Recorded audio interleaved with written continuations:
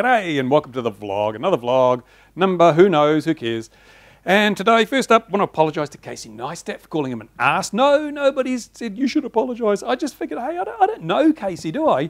I've never met him. He's never dropped around for a beer and a sausage, so I don't know, he might be the nicest guy that God ever made, who knows. But no, I can't call him an arse, but he's done some arsey things. He's flown drones in a way that has brought the community, the drone flying community, into disrepute. That's not good. So he's done some arsey things, but I cannot say he's an arse with authority, so I won't. So I apologise for calling him an arse. Now, I'd like to thank all his supporters, all the Neistatters who came wading in and thumbs down my video and called me an arse, because YouTube looked at that and said, oh, engagement, let's promote you. So I had 130,000 views so far on that video, which is kind of crazy. And other people have said, whoa, you are just capitalising on Casey's name and you're just basically trying to get views by using Casey. No, I don't need to do that. I've got plenty of videos with millions of views. I think my best one's over 10 million views. I've got 130,000 plus subscribers on this channel, and what I lack in quantity, I make up for with quality. The people who watch this channel generally are well-educated, intelligent, objective people. So I like that. That's fine. I don't need a bunch of people just making a noise in the background. I don't need to be the next PewDiePie, honestly, seriously, and it's not going to happen. Right, so moving right along, what are we talking about this week? The FAA. Yes, the wonderful people at the FAA who provide regulations to keep Americans safe from the evil drone flyers. Well, I think they're in contempt of court. Yep.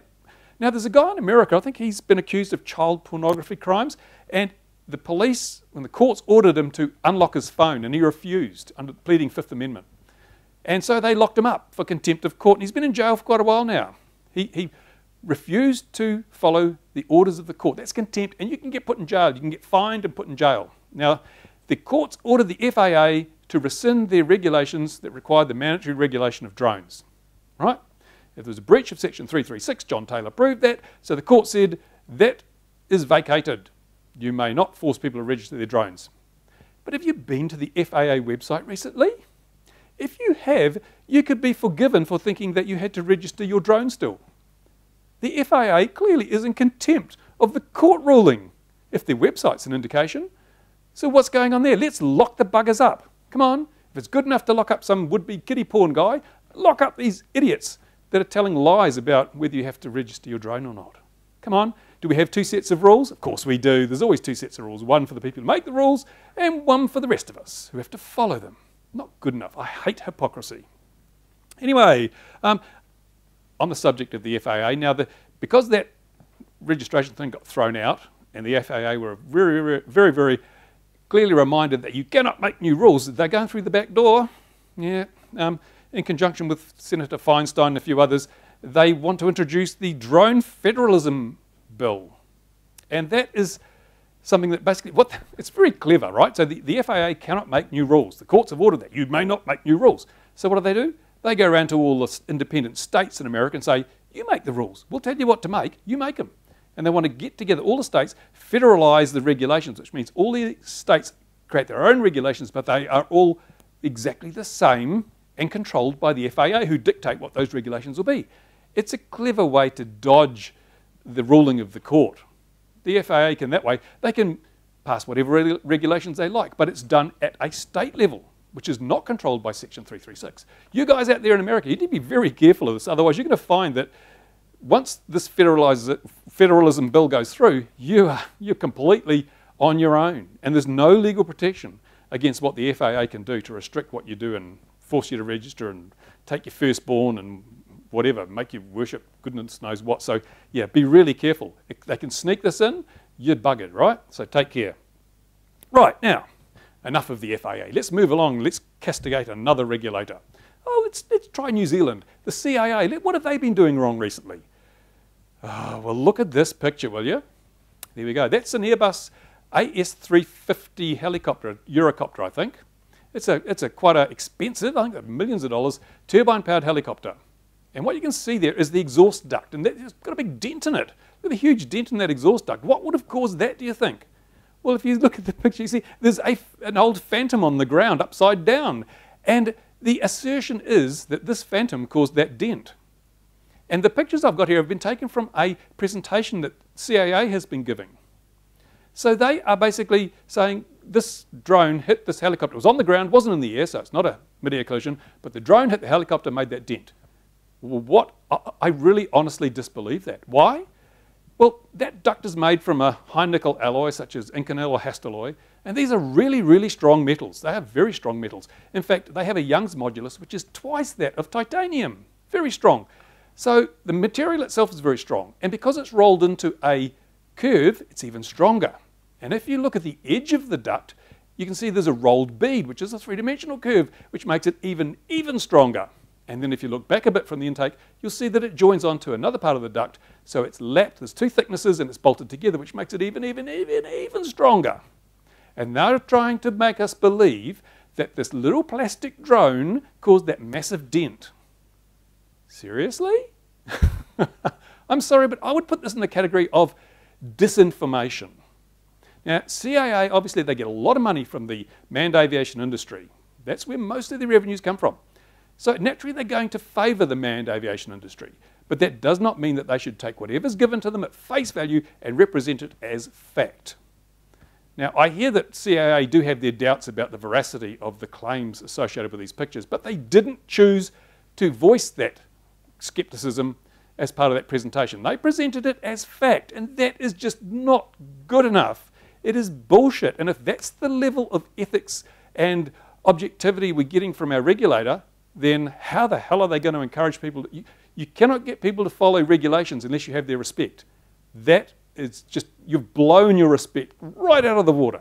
Because if you're going to lie to us, how can we have any respect for you? Please, please, come on. I want an explanation of this. I want you to explain why you've done this. Why you have not properly investigated, because it's not the first time, is it?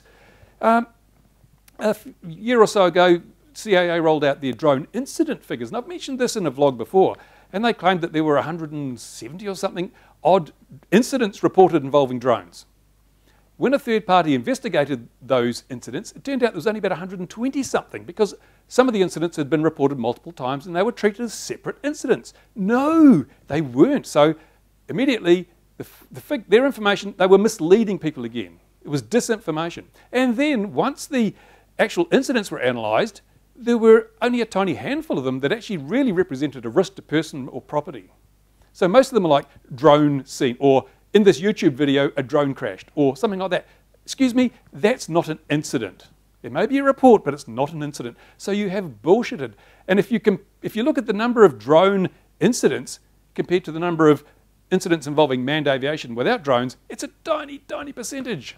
So I think CAA has proven that it has a definite bias and propensity to deliver misinformation when it comes to the issue of unmanned aviation, and it's not good enough. I think there should be a ministerial inquiry on this. If we're going to be bullshitted too, how can we trust CAA to do their job properly? I don't know, there may be some funny handshakes going on there. I've got no guarantee. I can't prove that. It's an opinion. It's only an honestly held opinion that I think there's some funny handshakes in the background going on there. Not good enough at all. Oh, now, let me move right along. Okay, Transport Canada, your turn. Mark Garneau. Oh, God, did someone drop that man on his head as a child, or did he just spend too much time with his head out the window when he was in space? I don't know, because I really can't understand the guy. Now, I know you Canadians have got some real problems with your regulations. Gross overreach, regulatory overreach, beyond belief. And you've got to deal with that. But for the rest of the world who don't understand, I'm going to read you some of an article from the Montreal Gazette, and you will just cringe. Here we go. Mark Garneau does not scare easily. Right? That's a lie for a start. The Federal Minister of Transport was the first Canadian astronaut to fly into space, spinning through the cosmos in 1984. He followed that up with 2 more shuttle missions in 1996 and 2000. But what keeps the former president of the Canadian Space Agency up at night? Nightmares of heat shield failures or re-entries into Earth's atmosphere gone amok? Nope. Would you believe something so much smaller than a rocket ship, but potentially more insidious? Would you believe, dun dun dun, drones? Ah. More specifically, drones interfering with aircraft, from jumbo 747s to wee Cessnas and even seaplanes.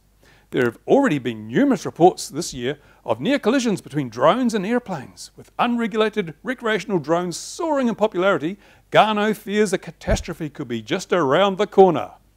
That's the kind of nightmare scenario that keeps me up at night, he says. Oh, seriously, honestly. I mean, I know you're all probably aghast with disbelief. I read that off my laptop. Really? This guy for real? I mean, honestly, is this the best that Canada's got to offer in terms of their political calibre? But let's have a look. Mr. Garneau is, what is he? He's the Federal Minister of Transport. So transport is his bag. He's responsible for transport safety, right? So let's have a look at how well he's doing. Right.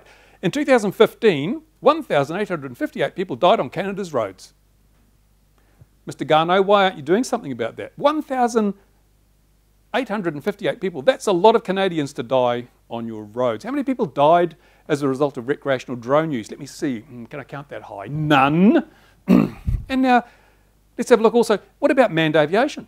Manned aviation? Well, in 2015, 40 people died in Canadian manned aviation incidents. 40 people. How does that compare with recreational drone fatalities? None. So, really, you've got some really big problems here, Mr. Garneau. So why are you basing your silly regulations on nightmares? Why don't you base it on the facts, the statistics, the numbers, the actual scientific data, instead of your paranoid fear of drones? Really? What's wrong with you? And it's even more interesting to note now that I read today that there are now more drone flights than manned aviation flights on an average day in Canada. Yep. Drone activity has exceeded manned aviation activity in Canada. So, despite the fact we have more drones flying than full-size aircraft, we've got 40 people dying in 2015 from manned aviation incidents and nobody dying from drones. So why are you even bothering with drone regulation? It is not a problem. Fix your road toll, fix your manned aviation death rate, then come back and look at drones. And if you've got nightmares, stop eating cheese just before you go to bed. That's usually the best cure. Oh, God, poor Canadians. I don't know what you guys are going to do. And finally, just to change the subject, weather. Now, we've had some really odd weather here. It's like on Sunday it was beautifully fine and calm. On Monday it just rained all day. It was freezing cold. Today it's beautifully fine and calm. I mean, the weather seems to be a weather of extremes. And I think a lot of people have noticed this. Is it climate change? Yeah, of course it is. Is it anthropomorphic? Anthropogenic, whatever. Is it man-made climate change? I don't know. I've got no idea. Some groups believe that mankind's activities are causing the climate change. Others believe it's just cycles of the solar, whatever. I don't know the answer. I don't pretend I know the answer. I could make up something, but no, I don't have enough information to make an answer on that. But I do know that the climate is changing. Things are getting more extreme. We're getting hotter heat and colder cold and windier winds and wetter rain. So that's it. How are you coping with this? I'd like to find out from readers. Viewers actually, how are you coping with the changes in the weather? It's affecting us all. Have you modified your flying activities to allow for these weather extremes? Have you changed the type of models you're flying? Has it changed where you fly, when you fly? It's a really interesting subject because it's only going to get worse before it gets better, so we need to perhaps plan ahead, work out some strategies for coping with these once-in-a-100-year floods that happen every second week and these tornadoes or the strong winds and the hurricanes and the heat waves and all that sort of stuff. What are you doing to compensate for this wildly extreme weather we seem to be getting? Let me know, because I don't want this vlog to be all about regulation, because that's boring as bat poo, isn't it? So that's it for another vlog. It's probably way too long. I've tried to keep it succinct, and I'm sorry for all the regulators who I have caned today, but honestly, you really deserve it. You can do better. You're getting paid. I'm not getting paid. You're getting paid, so lift your game, guys. You know, you've got a responsibility, and almost everywhere in the world now. Remember, there were more registered drone owners than pilots in the USA before the drone registration thing was canned. We've now got more drone flights than manned flights in Canada. And that's the way it's going. The world is going to unmanned aviation. It's the future. Stop selling buggy whips, you regulators. Realise that you've got to support the unmanned aviation, whether it's recreational or commercial. You've got to support it because that's where you're headed. Thank you for watching, everybody. Put your comments in the usual place. Thumb it up if you like it. Thumb it down if you don't like it. But whatever you do, thumb it one way or the other, because then YouTube says, ooh, come and look at this. And I get more views, and that helps pay the bills, and it means that I can make more videos like this for you. Thanks for watching. I'll see you again soon. Bye.